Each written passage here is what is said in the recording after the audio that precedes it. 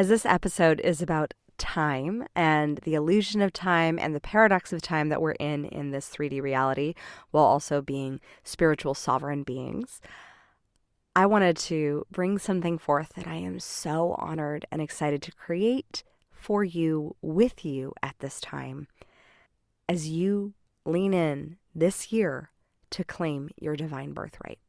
As you know, I've been doing one-on-one coaching for years, 9 years now, with high-achieving visionary leaders. My clients have had multi-million dollars worth of results. They have achieved their 1-year goals in 3 months working with me. They've bought themselves a dream plane. They've healed their relationships with their children and their spouses or their ex-spouses. They have circumvented eating disorders and transcended old identities of who they once were and now are living lives that feel so aligned and purposeful. And that is the gift and the joy that I am so excited to bring within this container of the Divine Birthright Mastermind. This is for you if this year mediocrity just makes you want to vomit. And the idea of excuses instead of excellence is disgusting, because this is your year that you're choosing, instead of beating yourself down, to build yourself up. This is the year that instead of limitations, you are seeing yourself as liberated to the divine potential that is within. This is for you if you're interested in creating holistic success this year with flow and harmony, so that no longer is your business the superstar of your life, but you are. So that no longer are you feel icky sacrificing time and energy with and away from those that you love, and instead get to be in harmony in the dance of all of it. If you devour a good challenge for breakfast and you take it on what was a problem that you would have completely knocked you off your guard a year ago, and you take on that challenge and are like, game on, girlfriend, let's go. And then you take that impossible, quote unquote, because we don't really believe in impossibility here, and make it a reality. And then you take pictures of it and show it off on social media as a testimony for what's possible. And then, maybe do a TEDx talk on it and label it the same thing, because you can. This is for you. The goal of the Divine Birthright Mastermind is a deeply rooted, creative business owners who are multi-passionate, have multiple roles of equal importance. I mean, the role of mom and CEO is equally important.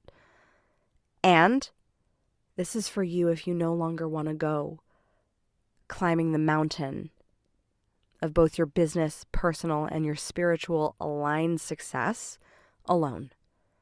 And you want a community of like-minded individuals who are consciously, actively choosing to both create income and impact in a way that benefits themselves, their families, and the communities. This world needs your gifts more than ever. And as I've said before, the role of the visionary is not trained. It is not celebrated. We have been trained to be tacticians.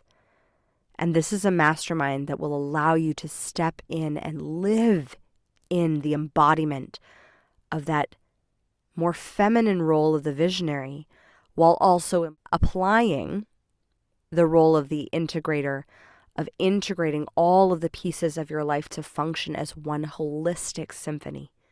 If you're feeling called forth by this, if you feel that this is the support that you need to guide you into your next level of love, abundance, prosperity, business, visibility, and expansion and growth into your highest and greatest potential in this year, you're in luck, because quantum leaps happen to be my specialty.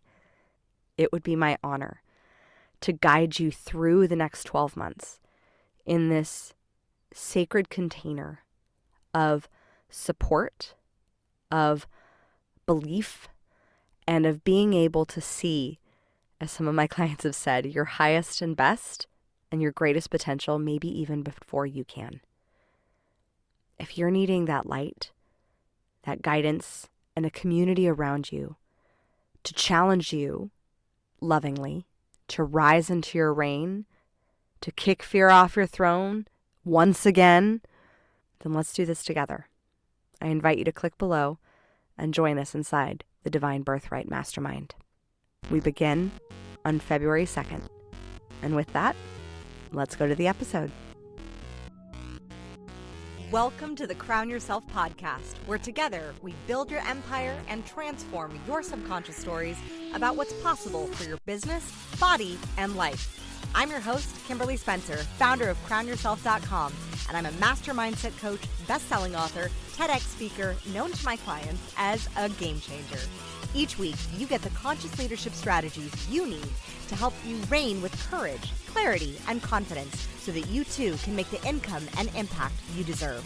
Imagine this podcast as your royal invitation to step into your full potential and reign in your divine purpose. Your sovereignty starts here, and your reign is now.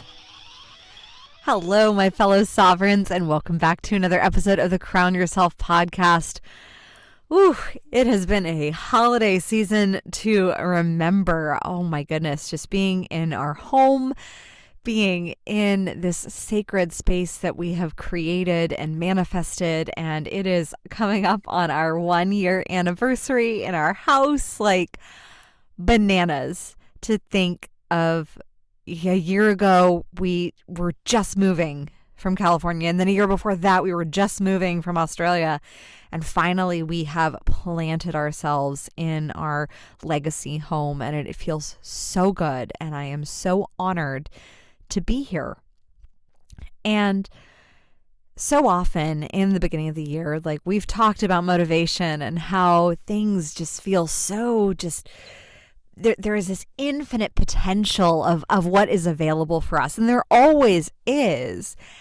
And yet so often I see so many people struggle with this concept and this illusion of time, of how do I, in the span of 24 hours, make the time to do all the things that I have to do. And I know you've heard it said that Beyonce has the same amount of time as you do, and that the president has the same amount of time as you do, and that y'all have 24 hours in the day.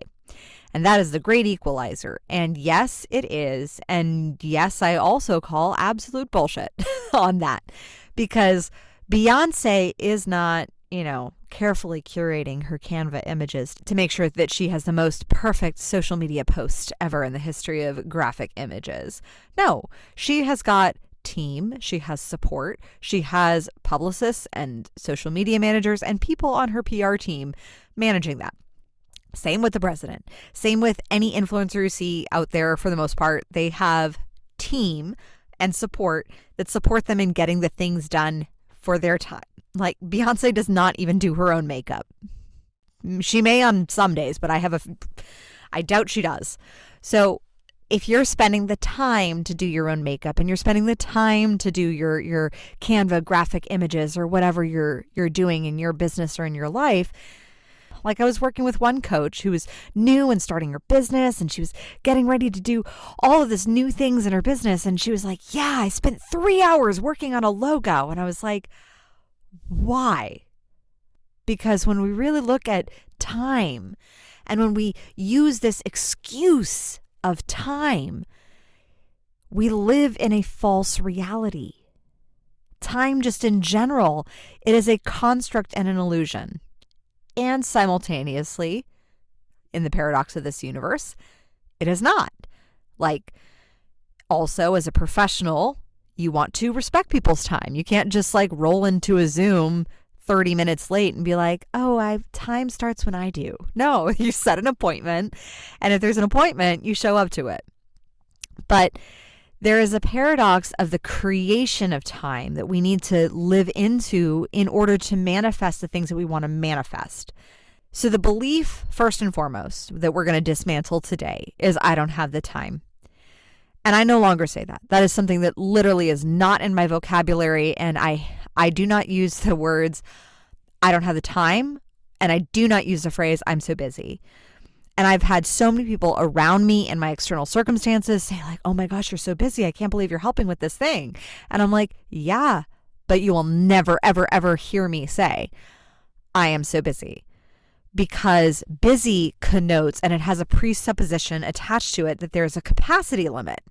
Well, if we are beings of infinite potential, then there is no capacity limit.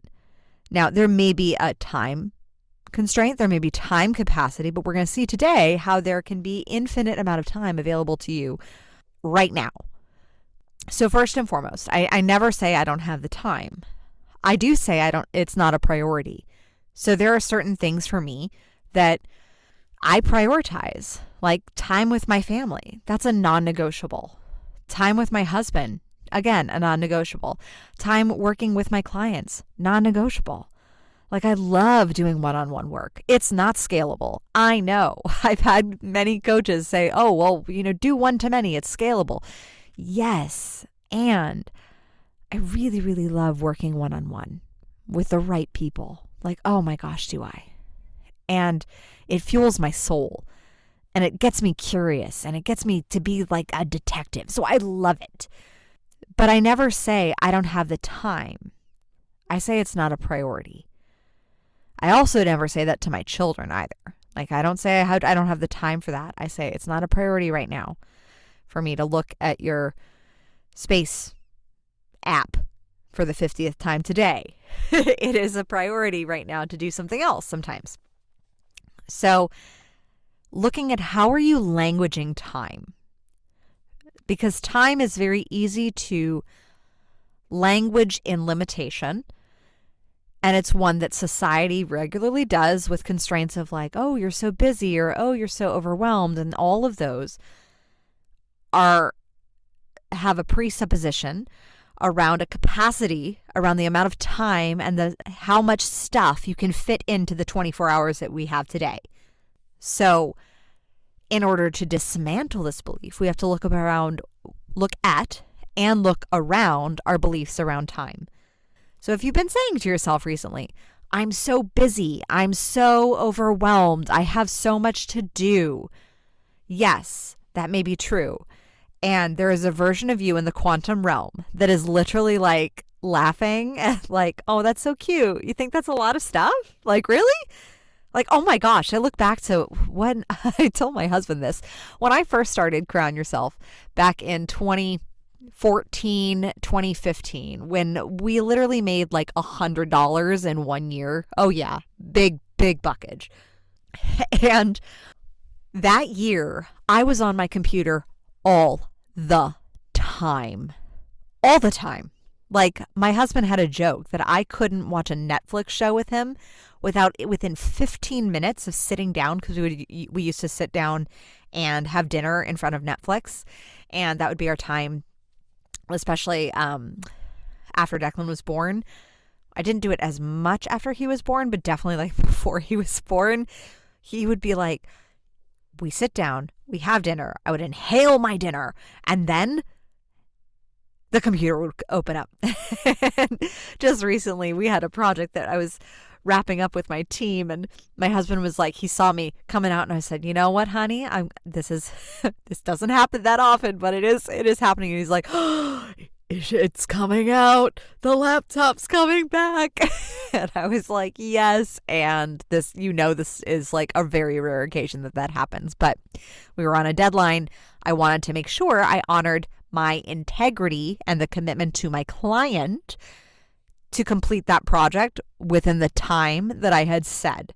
So I was willing to bust out my computer while Netflix was on in the background for checking on the scope of the project and making sure that everything was going according to plan. That being said, it's a rarity, but it used to be a commonality because I was under this belief of time, and I was in this belief of overwhelm and having to be busy. And I have no idea, in all honesty, what the fuck I was doing, to be firmly frank with you. Because I look back and I was like, what was I doing that was taking so much time, but not actually producing any results? So when looking at leveraging time, we want to look at time as our ally. And so much of our language around time constrains it into the position of the enemy. It makes time the villain. And time is not the villain. It's not the bad guy. But if you look at how you're constraining time and putting it in the villain role, which thus means you're in the victim role, you're the victim of time, so you're not having enough time to do all the things that you want to get done. Sometimes that comes to a belief, like most often that comes to a belief in not enoughness, that there is somewhere in you a belief of not being enough, not being able to do enough. And thus that belief comes down to lack of trusting that what you did today mattered so much that you could be done within an hour. Like, what if there were those projects that literally you could take an hour of your time and look at the skill set of your genius zone and literally be able to say, within an hour, I did it. I did everything at the highest level, in my highest capacity, in my highest state of genius, and then pass it off to the rest of the team. So we have to look at how we're languaging time to be the villain of our circumstances, which allows us to be in that very comfortable victim role that society is happy to have us in. But you lose your sovereignty when you do that. So to claim our sovereignty with time, it means we have to make time our ally. So if we think of the drama triangle that I know I've spoken on before, then in the drama triangle, the victim can become the creator. The villain can become the challenger, the loving challenger, the disruptor of systems. And then the hero, which is the third point of the drama triangle, can become the coach. So you have the opportunity to either coach yourself or you can work with a coach like me. I'm happy to work with you through time in a consult in how to construct and consult you on time so that time becomes your ally.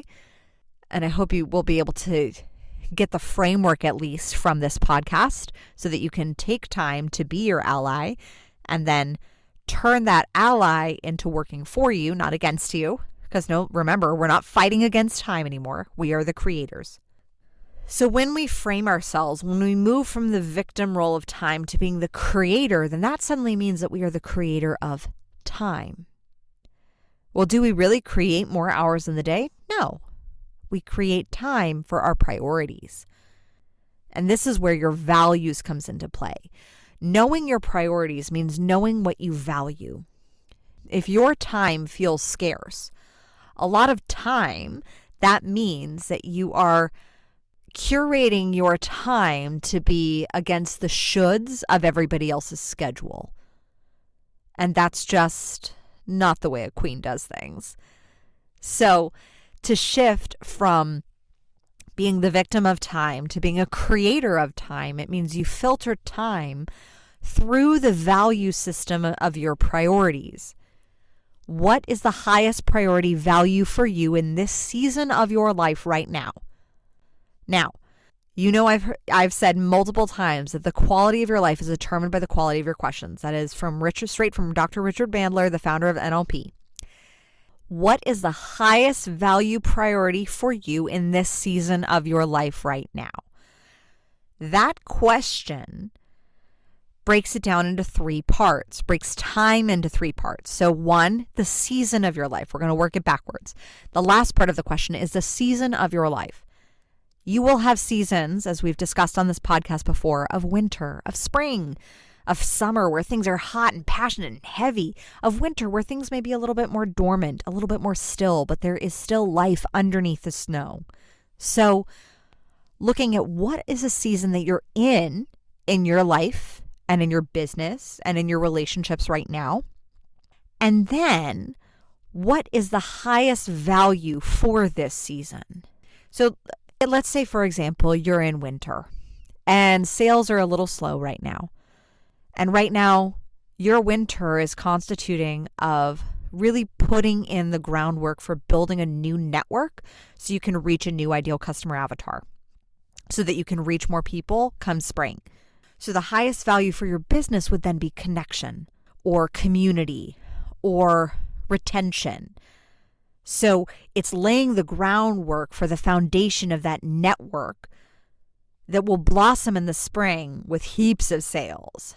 Maybe you're in the season of winter with your body and you're priority is not necessarily to be hitting it hard and going at it every single day with the gym and the weights and the, personal bests, hitting your PBs or your PRs. I don't know which one it is. It's a PR, personal record in marathon running, or personal best in weight training.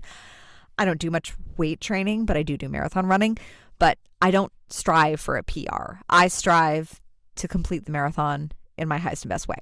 But maybe this season of your life is not meant to be going for those PRs or those PBs. Maybe it's just meant to be in slow, gentle movement to re-regulate your nervous system.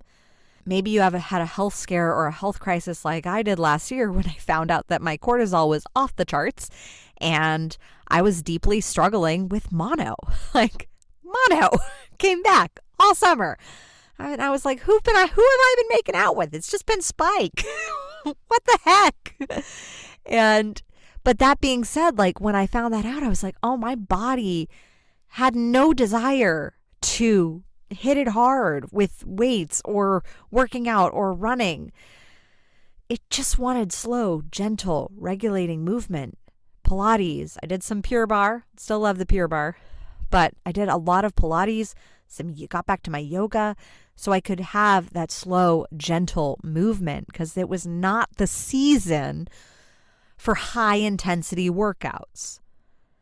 So recognizing what season, because that correlates to what value, which correlates to what is the priority for that value. So let's say the value right now for your business is visibility. And the season that you're in is in this really expansive spring season where you're just blossoming and showing yourself to the world, showing your gifts of your business to the world. And you are in a season of visibility. And thus that value is visibility. And then the priority then would be chunked down to what are those tasks, those activities in your business that you or somebody else that you could outsource to can do that would allow you to be visible. And then visibility for what purpose? Is it for just growing your impact, growing your numbers, growing your followership, growing your sales?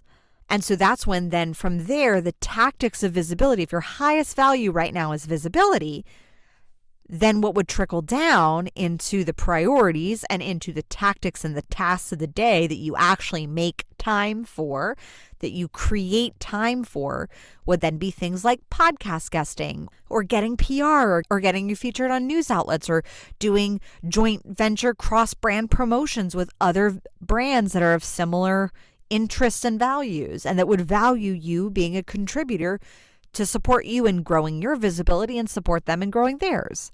So that is how you then filter time to then be the creator of time, because then you know that the time that you want to spend is filtering through that value system of visibility into the priorities of the activities that actually get you visible, which then would be the tasks that you do that you leave on your to-do list.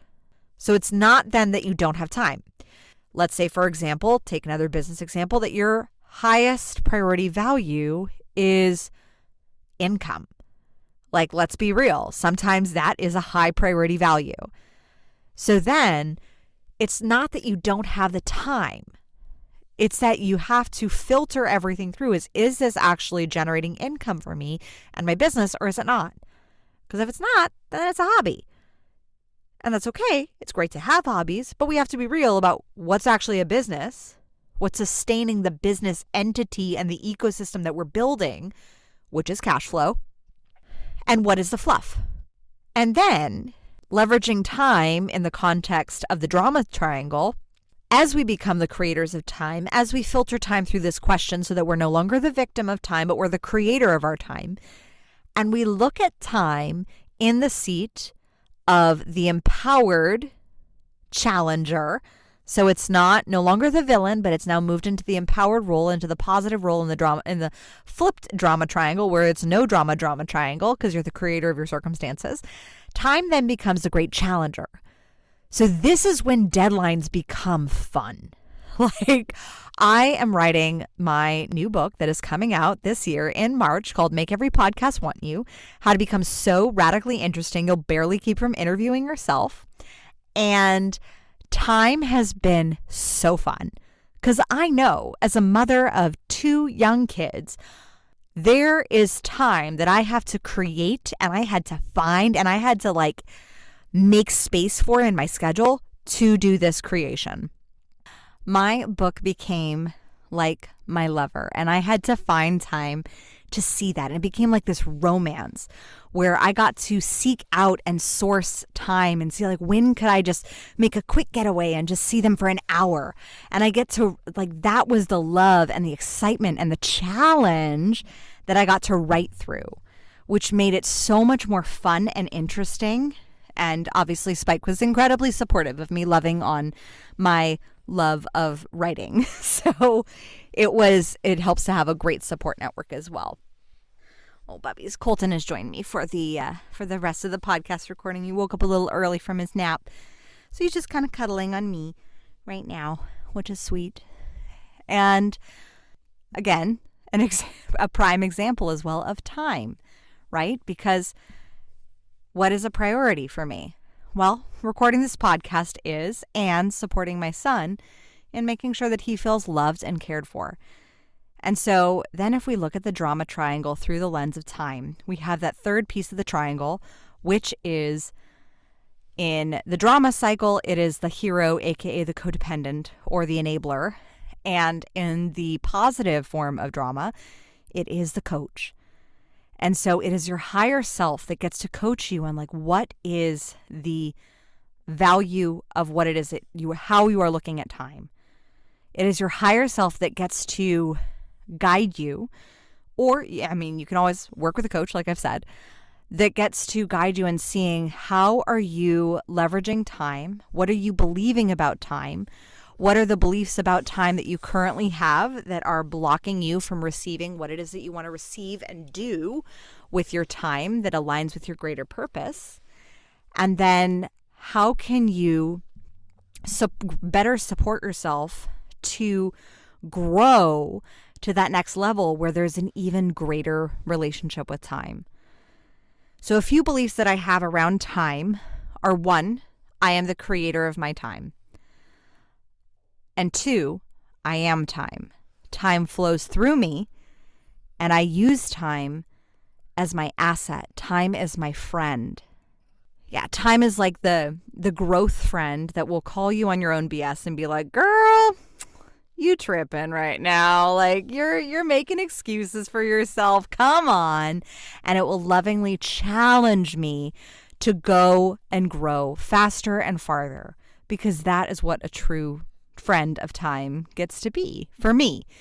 And that is how I pivoted my entire relationship with time, so that I have the time to take a nap, to have a meditation every day, to spend time with my kids, and to write a book, and to run 2 businesses, and to coach my clients, and to book my clients on podcasts, and to manage a team. That is how it's not because I am like super magical with time. I just alchemized my belief systems, pivoted my will so that I focused on time in a new way. I changed my relationship with time.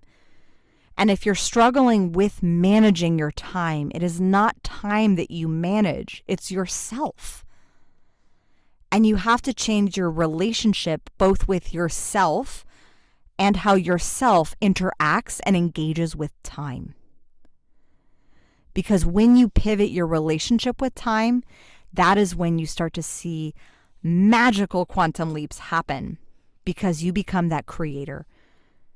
And you get to coach yourself from that highest and best, most sovereign perspective on how to leverage the power of time, because she can be your greatest ally and your greatest asset and one of your greatest motivator, should you choose to harness her in the positive realm of the drama triangle. So with that being said, if you love this episode, definitely share it on your Insta stories. I love it when you take a screenshot of it and share it. Right, Colty? Yeah. And if you want to learn how to better leverage time and manage yourself through time, then click the button down below and register for a one-on-one consult with me. And we will look at how you are leveraging and managing time so that you can be best supported. Right, buddy? Yeah. Yeah. Yeah. And with that, my fellow sovereigns, own your throne, mind your business, because your reign is now. Can you say your reign is now? Yeah. Yeah, reign is now. Good job. Good job, buddy. All right, see you next time. Thank you so much for tuning in today. If what you heard resonated with you, be sure to subscribe and start creating a bigger impact now by sharing this with a friend.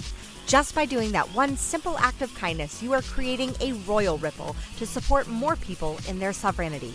And if you're not already following on social media, connect with me everywhere at crownyourself.now for more inspiration.